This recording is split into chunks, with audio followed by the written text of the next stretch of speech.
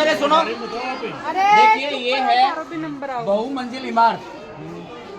जो यहाँ से गांव से निकल करके शहरों में जाते हैं वो लोग जगह की कमी की वजह से एक ही स्थान पर एक मंजिल के ऊपर दूसरी के ऊपर तीसरी मंजिल बनाते हैं, ताकि उनकी जगह की बचत हो जाए और ऊपर जाकर के खुले वातावरण का वो आनंद ले सके। इन बच्चों ने इस मॉडल को प्रदर्शित किया है जिसमें थर्माकोल की शीट का उपयोग करके यहाँ पेड़ भी दिखाए गए हैं, क्योंकि जगह कम होती है तो पेड़ वहाँ कम उगाए जाएंगे और एक मंजिल के ऊपर दूसरी मंजिल बना दी जाती है ताकि पूरा परिवार वहाँ एडजस्ट हो सके। इस प्रकार से एक मॉडल प्रदर्शित इन्होंने किया है। सबसे ऊपर ये घर बनाया है, उसके नीचे बिल्डिंग है, यहाँ खुला बरामदा है, ये नीचे का चौक वगैरह है, कोई कार्यक्रम हो विवाह वगैरह हो उसके अंदर ये कार्यक्रम यहाँ कर सकते हैं। और रात को अगर साधन वगैरह खड़े करने हो तो यहाँ कर सकते हैं और उसका लॉक लगा देंगे।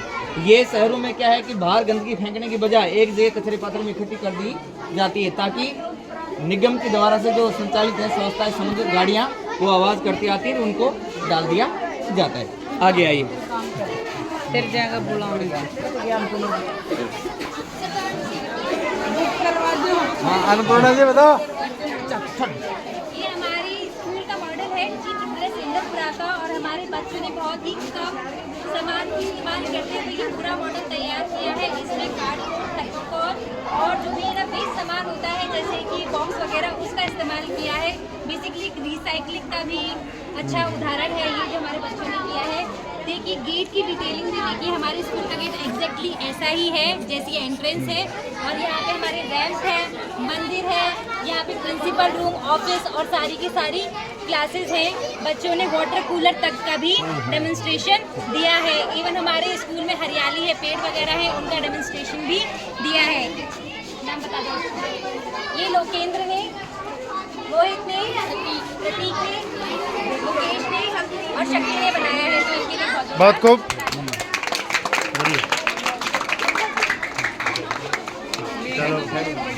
आओ मैडम जी आओ।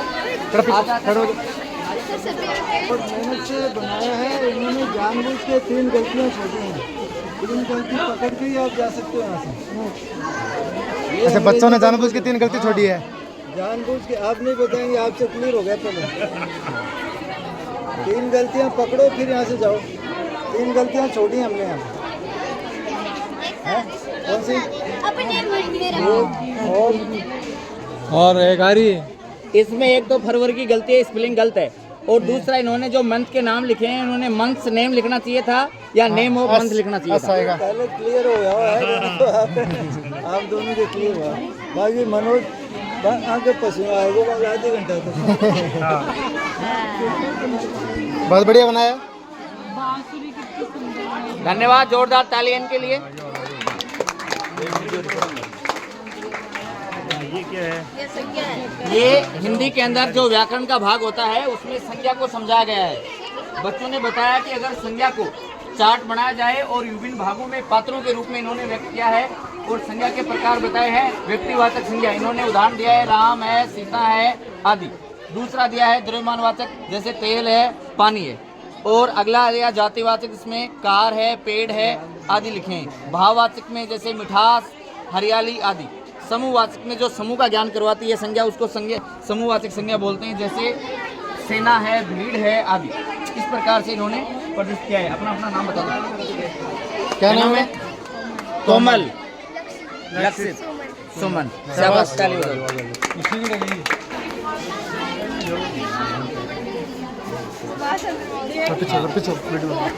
ये देखिए बच्चों ने स्वतंत्रता सेनानी सुभाष चंद्र बोस, जिन्होंने कहा था तुम मुझे खून दो मैं तुम्हें आज़ादी दूंगा, की प्रतिमा चार्ट के माध्यम से प्रदर्शित की है। बहुत ही सुंदर ढंग से इन्होंने प्रयास किया है बनाने का।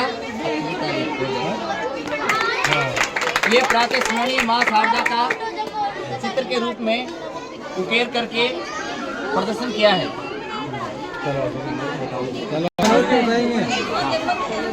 ये किस चीज का मॉडल है सर?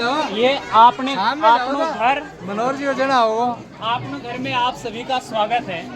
बच्चों के द्वारा ये प्राचीन जो हमारे घर थे उनका एक मॉडल तैयार किया गया, और वो भी एक प्राकृतिक जो मिट्टी होती है उसका बेखूबी और इसमें प्रयोग किया गया है। आप देख रहे हैं कि एक प्रवेश द्वार है जिसके बाहर और पशु इत्यादि हैं वो बांधे जाते थे, और उसके बाद में एक प्रवेश द्वार और है जिसके अंदर प्रवेश करते हैं तो हमारा घर इत्यादि आता है। और आप देख रहे होंगे कि सामने और जो एकदम नेचुरल जो चारपाई इत्यादि होती हैं उन पर बिस्तर लगाए गए हैं, जिसमें हमारी सामान्य तौर पर जिसको हम मारवाड़ी भाषा में गुदड़ी कहते हैं उसका प्रयोग किया गया है। वर्तमान में तो और बहुत सारे इस प्रकार के काम में जैसे गद्दे इत्यादि हैं, पहले ये गुदड़ियाँ इत्यादि काम में लेते थे, उससे और व्यक्तियों को जो हम ये कहें कि रीढ़ की हड्डी की प्रॉब्लम इत्यादि है वो नहीं होती थी, और भी स्किन की बीमारियां हैं वो नहीं होती थी। और घरों में एक कच्ची मिट्टी का और लेप गोबर मिलाकर किया जाता था, इसलिए किया जाता था क्योंकि गर्मियों के मौसम में मच्छर इत्यादि हैं उनके काटने से बहुत सारी बीमारियां फैल जाती थी। गोबर इत्यादि का लेप करने से और मच्छर इत्यादि हैं वो मर जाते हैं और बीमारियां उनसे बचाव भी होता है। और आप देख रहे होंगे कि स्त्रियां हैं वो काम करने के लिए एक अलग से कोने हैं उसमें अपना सामान रखते थे, जिसमें आपने और जो छोटी चक्की है वो भी है, ओखल मोसल है और बहुत सारे हैं, जिसमें एक बीच में आप देख रहे होंगे कि यहाँ पर जो भैंस के द्वारा निकाला गया दूध है उसको जमाने के पश्चात में और छाछ दही है वो बनाए जाते थे, और इससे और दही से छाछ बनाए जाते थे ताकि हमारी शारीरिक जो बीमारियां हैं वो पसीने के द्वारा बाहर आ जाएं और हमारी कसरत है वो भी हो जाए और अतिरिक्त कसरत करने की हमें आवश्यकता नहीं होती थी। चूल्हा आप देख रहे होंगे जहाँ पर बर्तन इत्यादि रखे जाते थे, और सामान्य तौर पर आपको चावल इसलिए दिखाई दे रहे हैं क्योंकि प्राचीन काल में और जो चावल होते थे वो बहुत ही महत्वपूर्ण होते थे और विशेष तौर पर हमारे जो मेहमान इत्यादि आते थे उनके लिए खास बनाए जाते थे। अन्यों के लिए सामान्य तौर पर हम मोटे अनाज इत्यादि का काम लेते थे। आप छप्पर देख रहे हैं जिसमें बहुत ही कलात्मक दृष्टि से और बच्चों ने काम में लिया है। वहाँ पर एक छतों पर पहले हम देखते थे कि जो मयूर है वो भी हमारे एक सुंदरता का प्रतीक होता था, और सामान्य तौर पर हमें घरों में सभी तरह के देखने को मिल जाता था, और यह हमारी प्राकृतिक सौंदर्य घर के सौंदर्य को और ज़्यादा चार चांद लगा देता था। और भी बहुत सारे पेड़ पौधे हैं वो लगाए जा रहे हैं जो इस घर को और भी खूबसूरत बना रहे हैं, और इसमें तुलसी का पौधा है जो हमारे धर्म का बहुत ही अच्छा शुभ संकेत या प्रतीक माना जाता था। आप भैंस देख रहे होंगे जो घास चर रही है, उनके लिए पानी की व्यवस्था है उनके पास में की गई है, और जो बाहर मेहमान इत्यादि आते थे या उनके चारे के लिए और बाहर मेहमान इत्यादि आते थे उनको अंदर प्रवेश कराने के पश्चात में वहाँ रखा जाता था, और सारे अन्य परिवार के सदस्य वो इधर रखते थे। रसोई इत्यादि का कार्य है वो भी उनके साइड में किया जाता था। इसमें और बच्चों ने बहुत मेहनत की है, जिसमें प्रियंका है, यन्नू है, और इसी का है शिवानी है, अंजलि है, काजल है और कोमल, जिज्ञासा इत्यादियों ने और बहुत ही सराहनीय काम।